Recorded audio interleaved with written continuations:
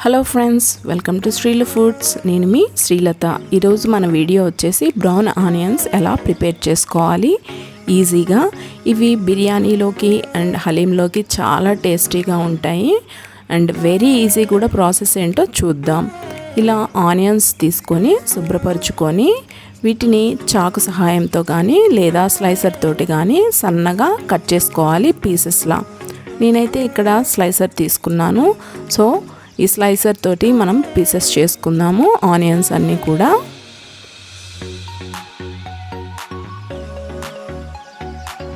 ఇలా పీసెస్ చేసుకున్న ఆనియన్స్ని పొల్లు పొల్లుగా విడివిడిగా చేసుకోవాలి. ఇలా చేతితోటి అంటే మంచిగా విడివిడిగా అవుతాయి. సో వీటన్నిటిని కూడా విడివిడిగా చేసుకుందాం. ఇలా విడివిడిగా చేసుకోవాలి. చూడండి, అన్నీ విడివిడిగా అయ్యాయి. తర్వాత స్టవ్ వెలిగించుకొని ఒక మూకుడు పెట్టుకొని అందులో ఆనియన్స్ వేయించుకోవడానికి సరిపడా ఆయిల్ పోసుకోవాలి.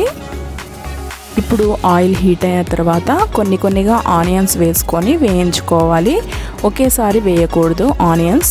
అలా ఒకేసారి వేస్తే బ్రౌన్ ఆనియన్స్ అనేవి పుల్లుగా రావు. ఈ ఆనియన్స్ని మీరు హై ఫ్లేమ్ మీదనే పెట్టుకొని కలుపుకుంటూ వేయించుకోవాలి. చూడండి, పింక్ కలర్ చేంజ్ అయ్యాయి. ఇలా పింక్ కలర్ చేంజ్ అయిన తర్వాత బ్రౌన్ కలర్లోకి మారడానికి ఎక్కువ సమయం తీసుకోదు. సో మీరు చూసుకుంటూ కలుపుకుంటూ హై ఫ్లేమ్ మీదనే వేయించుకోవాలి. చూడండి, కలర్ చేంజ్ అవుతున్నాయి వెంటనే. సో మరీ ఎక్కువగా మాడనివ్వకూడదు.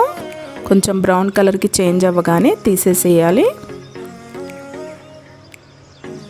లేదంటే టేస్ట్ అనేది మాడిపోయిన టేస్ట్ వస్తుంది. సో వెంటనే తీసేసుకొని ఒక ప్లేట్లో టిష్యూ పేపర్ వేసుకొని ఆ టిష్యూ పేపర్లో వేసేసేయాలి. చూస్తున్నారు కదా, ఈ విధంగా మిగతా ఆనియన్స్ అన్నీ కూడా వేయించుకోవాలి. సో మిగతా ఆనియన్స్ కూడా కొన్నిగా వేసుకుంటూ వేయించుకోవాలి. చూడండి, ఇలా వీటన్నిటిని కూడా టిష్యూ పేపర్ మీద వేసుకోవాలి. ఏదన్నా ఎక్సెస్ ఆయిల్ ఉంటే కనుక టిష్యూ పేపర్ పీల్ చేసుకుంటుంది. చూసారా, ఎంత పొడిగా మంచి కలర్ తోటి బ్రౌన్ ఆనియన్స్ రెడీ అయిపోయాయి.